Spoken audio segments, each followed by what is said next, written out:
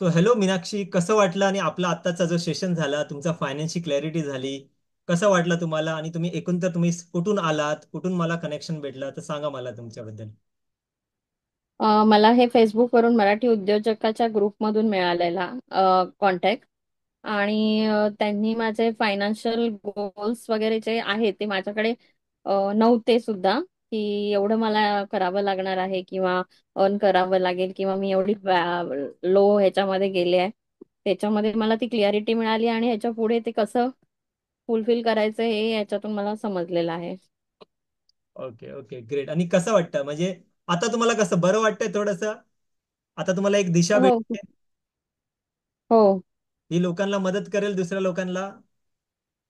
Definitely. किती किती rate कराल जर तुम्हाला आउट ऑफ 5 मी बोलाल तर आपल्या ह्या गोष्टीला? आउट ऑफ 5 म्हटलं तरी 4.5. Great, thank. तुम्हाला अजून अजून आपल्या ज्या मराठी उद्योजकांना काय सांगायचं तुम्हाला, त्या ग्रुपला काय एक मेसेज द्यायचा आहे? मराठी उद्योजकांच्या ग्रुपला तर ते अशाच काही ऑपॉर्च्युनिटीज त्यांनी लोकांपर्यंत पोहोचवल्या पाहिजेत. ओके. जे आणि असे खूप लोक आहेत की अडकलेत लोनच्या ह्याच्यामध्ये.